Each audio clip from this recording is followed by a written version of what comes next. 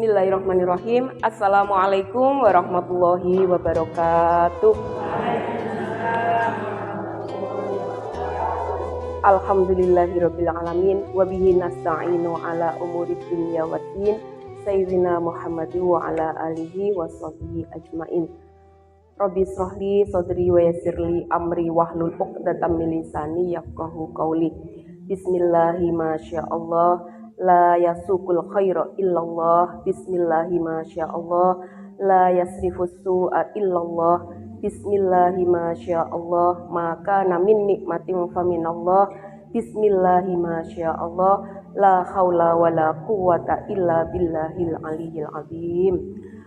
Ibu-ibu sekalian, kita panjatkan puji syukur kehadirat Allah Subhanahu wa taala yang pada malam hari ini mempertemukan kita dalam suasana yang cerah di acara pengajian rutin Yayasan Yatim Mambaul Khair.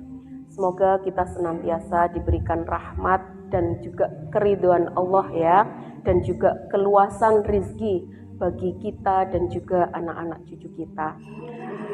Sholawat dan salam semoga tetap terlimpahkan kepada junjungan kita Nabi besar Muhammad SAW, keluarga, sahabat dan juga orang-orang yang senantiasa mengikuti beliau, dan semogalah kita semua di sini anak-anak cucu kita nantinya juga termasuk orang-orang yang mendapatkan pertolongan beliau di hari akhir tadi. Ibu-ibu sekalian, pada malam hari ini saya akan istilahnya apa ya, kalau di dalam surat Al-Bayyinah itu dikatakan fadzakir in nafa'atiz dzikra, maka peringatkanlah karena sesungguhnya peringatan itu bermanfaat. Jadi saya berdiri di sini dalam rangka tadi karena Allah memerintahkan kepada kita semua untuk fadzakir, ingatkanlah karena sesungguhnya peringatan itu adalah bermanfaat. Kemudian juga di dalam surat yang sering kita baca, watawasau bil haqqi watawasau bis sabri, dan kita harus sering menasehati dalam hal kebaikan dan juga kesabaran. Begitu juga Rasulullah oleh Allah diingatkan fadzakir, maka ingatkanlah, innama anta mudzakir, sesungguhnya kamu hanyalah seorang pemberi peringatan. Ya sudah, tugas kita semua adalah memberikan peringatan. Kalau ada mungkin anak-anak kita salah kan gitu ya, tidak kita biarkan, diingatkan. Kalau ada mungkin saudara kita juga yang salah, fadzakir, ingatkan karena sesungguhnya peringatan itu bermanfaat. Boleh jadi peringatan kita itu adalah karena apa? Satu, orang itu lupa, orang itu macam-macam lah. Saya juga punya siswa, hari ini diterangkan, besok ditanya, lupa. Apalagi kita yang sudah berusia lanjut ya, kadang mau ngomong apa itu mikirnya lama gitu, aduh itu loh apa sih gitu ya. Itu apalagi kita juga, makanya kita di usia-usia kita, makanya sering-sering juga kita harus diingatkan. Karena apa? Moco yo wis ndak tahu. Ada ndak yang masih sering baca? Kan jarang ya, mungkin hanya mendengar gitu kan. Makanya di sini tujuan kita adalah saling mengingatkan. Saya berdiri di sini juga bukan kok ngerti semua, tidak, sama-sama. Saya juga hanya ngerti sedikit ya saya sampaikan karena perintah Allah adalah fadzakir in nafa'atiz dzikra. Jadi karena peringatan itu adalah bermanfaat. Yang mau saya ingatkan ini apa? Yaitu tentang adzan ya ibu-ibu ya. Kita tiap pengajian di sini mesti mendengar adzan. Jadi kalau kita mendengar adzan, Allah menghendaki kita itu menghentikan aktivitas kita sejenak, apapun aktivitas kita.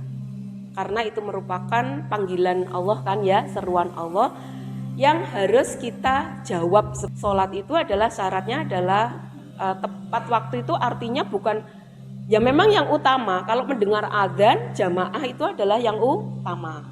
Tapi bukan berarti kalau misalkan kita ada sesuatu yang lain, kita boleh sampai batas waktu yang telah ditentukan. Tidak mepet-mepet, waktunya duhur ya mulai jam berapa sampai jam berapa. Asar, jadi yang dimaksud tepat pada waktunya itu adalah ya di antara itu. Kadang-kadang ada di antara kita, waduh aku sembahyang bedung kok mepet-mepet asar wis ini mesisan gitu. Kok wis mepet-mepet gitu.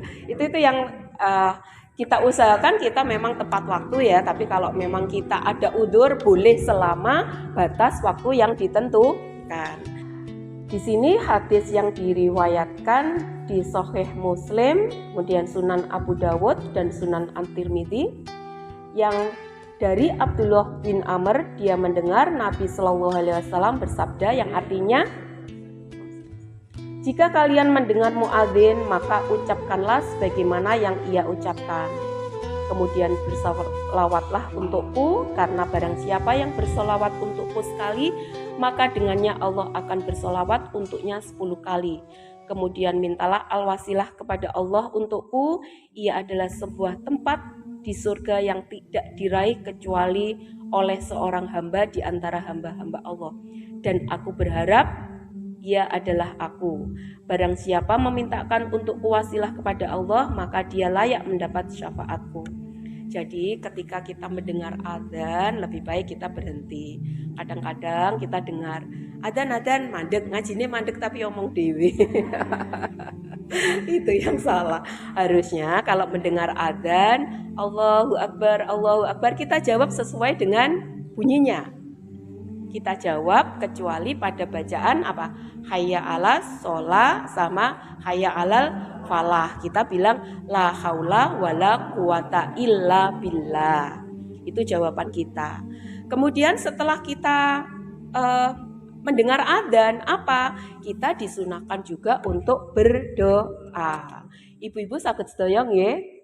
Doa sesudah adzan, monggo kita coba baca bersama-sama gimana? Bismillahirrahmanirrahim. Allahumma rabba hadhid da'watit tammah wassolatil qa'imah ati sayyidana Muhammadanil wasilata wal fadilah wasyarafa wad darajatal aliyatar rafi'ah wa ba'athul maqamam mahmudanil ladzi wa'adtah innaka la tukhliful mi'ad birahmatika ya arhamar rahimin. Artinya apa ibu-ibu? Allahumma rabba hadhihi da'watit tamah. Allah Tuhan yang memiliki seruan yang sempurna. Ya, wassolatil qa'imah dan juga salat yang tetap didirikan. Ati sayyidana Muhammadanil wasilata, berilah kepada Nabi Muhammad sallallahu alaihi wasallam wasyarafa wad darajatal aliyatar rafi'ah, kemuliaan, kemudian fadilah, keutamaan dan juga kedudukan yang mulia.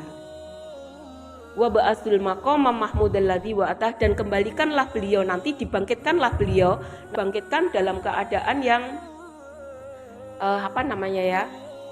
yang baik gitu loh ya. Kemudian sesuai dengan yang dijanjikan oleh Allah. Innaka la tukhliful mi'ad, sesungguhnya Allah itu tidak pernah mengingkari janji. Di sini akan saya tunjukkan apa sih hikmah kita membaca doa sesudah adzan gitu ya, yang sudah kita baca bersama-sama tadi. Yang pertama, keutamaan membaca doa sesudah adzan, yang pertama kita adalah mendapatkan syafaat dari Allah Subhanahu wa taala. Di dalam hadis yang diriwayatkan oleh Bukhari Muslim yang artinya barang siapa berdoa setelah mendengar suara adzan, kemudian berdoa dengan doa yang tadi sudah ibu baca bersama-sama gitu ya, maka berhaklah baginya mendapatkan syafaatku pada hari kiamat. Jadi kita nanti kalau sesudah adzan baca doa, kita akan mendapatkan syafaat dari Allah Subhanahu wa taala. Kemudian yang hikmah kedua apa? Di dalam hadis riwayat Muslim yang artinya barang siapa ketika mendengar suara adzan dengan bacaan yang sudah kita baca tadi gitu ya, maka akan diampuni dosa-dosanya. Maka dosa-dosa kita, hikmah yang kedua, akan diampuni. Kemudian hikmah yang ketiga, di dalam hadis juga, hadis yang diriwayatkan Abu Dawud dan Ibnu Hibban, yang artinya di sini Nabi Muhammad SAW pernah bersabda yang artinya, ucapkanlah seperti ucapan muadzin, jika kamu telah selesai berdoalah maka kamu akan diberi. Nah, makanya di sini kalau kita doa sesudah azan gitu ya, itu adalah waktu-waktu yang utama yang di situ diijabah. Diijabah itu dikabulkan oleh Allah. Jadi itu adalah hikmah yang ketiga. Yang keempat hikmahnya adalah di dalam hadis juga yang diriwayatkan oleh Ahmad, Rasulullah SAW bersabda yang artinya, siapa yang mengucapkan seperti yang dilantunkan orang adzan tadi, ya Bilal, dengan yakin maka akan masuk surga. Itu hikmah yang keempat. Kemudian hikmah yang kelima adalah mendapatkan akhir hidup yang baik atau husnul khotimah. Dalam hadis riwayat Bukhari disebutkan, tidaklah suara adzan yang keras dari yang mengumandangkan adzan didengar oleh jin, manusia, segala sesuatu yang mendengarkan, melainkan itu semua menjadi saksi pada hari kiamat. Dan yang keenam hikmahnya adalah mendapatkan pahala yang berlipat ganda setimpal dengan 10 kali bersolawat. Jadi di dalam hadis riwayat Muslim menyebutkan, apabila kamu mendengar muadzin, jawablah adzannya, kemudian bacalah selawat untukku, karena orang yang membaca selawat untukku sekalian, maka Allah akan memberikan selawat untuknya 10 kali. Itulah ibu-ibu hikmah, artinya apa yang akan kita dapat kalau setelah adzan, jadi ada Bilal adzan, kita ikuti bacaannya, kemudian setelah adzan kita baca doa sesudah adzan, maka Allah menjanjikan kepada kita ya tadi ya, satu akan mendapatkan syafaat dari Allah. Allah akan menghapus dosa-dosa kita, kemudian Allah akan mengijabah mengabulkan doa-doa kita, Allah akan membalas dengan surga, kemudian kita mendapatkan akhir yang husnul khotimah, dan juga sholawat kita tadi akan dibalas oleh Allah 10 kali lebih ya, lebih banyak. Jadi ibu-ibu itulah yang marilah kita, sesuatu yang kadang kita anggap remeh, karena saya sering juga kok di sekolah itu juga gitu, rapat gitu ada adzan berhenti tapi ngomong sendiri. Iki maksudnya opo? Padahal kita berhenti maksudnya adalah supaya kita mendengar dan menjawab adzan sekaligus berdoa. Saya sendiri kalau di sekolah itu adzannya tepat waktu. Jadi kalau misalkan saya sedang mengajar, saya mengajar matematika ya. Kalau mengajar murid-murid saya suruh berhenti, doa bersama-sama sudah. Meskipun saya bukan guru agama. Jadi saya ayo doa bersama-sama. Kemudian saya suruh mereka berdoa. Karena apa? Doa sesudah adzan akan diijabah oleh Allah. Namanya doa yang diijabah, ya mungkin nanti, besok, kapan gitu kita tidak tahu ya. Ataupun kalau doa-doa kita kadang tidak kena kita, boleh jadi nanti diijabah kepada anak cucu kita. Kan kadang-kadang gitu ya. Mungkin doa-doa mbah kita gitu ya. Saya itu kadang kalau dengar-dengar cerita-cerita dari ibu mbah saya dulu apa, itu sering didoakan orang. Mungkin sekarang kenanya ke anak cucunya. Saya termasuk cucunya. Mungkin kita dimudahkan oleh Allah, artinya diberi kelancaran segalanya. Itu mungkin dulu adalah doa-doa mbah saya, kan gitu nggih. Ibarat kalau kita seperti nanam gitu ya. Nanam sekarang mungkin kita ndak ikut menikmati, tapi ku anak-anak cucu kita. Saiki saya nandur alpukat itu segini. Wis gak iro iki paling aku. Tapi mungkin anak cucu kita nanti yang akan ngunduh itu ya. Nah, akan senang gitu. Begitu juga dengan doa-doa kita. Baiklah ibu-ibu, itu yang bisa saya sampaikan. Semoga nantinya kita ini ya segera mengingat kembali kalau ada adzan, aktivitas apapun kita hentikan sejenak, kita jawab muadzin, kemudian kita doa sesudah adzan dan berdoa apapun insya Allah akan diijabah atau dikabulkan oleh Allah. Doa tidak perlu panjang-panjang lah, Apalah artinya kalau kita memang tidak mantep gitu ya, cukup doa sapu jagat itu aja wis meliputi Robbana atina fid dunya hasanah wa fil akhirati hasanah wa qina adzabannar. Itu kan kebaikan. Kebaikan apa? Kebaikan dunia dan juga kebaikan akhirat, dan juga kita minta dilindungi dari azab neraka. Wis cukup wis gitu ya. Atau doa minta husnul khotimah gitu aja. Itu sudah cukup bagi kita karena kuncinya manusia itu adalah di akhir. Gitu nggih. Baiklah ibu-ibu, itu yang saya sampaikan. Semoga kita nantinya senantiasa mengingatkan agar kita ya tadi di usia kita yang sudah ada yang kepala 4, kepala 5, kepala 6, kepala 7 mungkin belum ya. Kepala itu adalah usia-usia yang memang sudah menuntut kita untuk lebih mendekatkan diri kepada Allah. Karena usia kita tidak tahu. Itu saja yang bisa saya sampaikan. Al-haqqu mirabbika falatakunanna minal mumtarin. Sesungguhnya kebenaran itu datangnya dari Allah dan janganlah kita termasuk orang-orang yang ragu.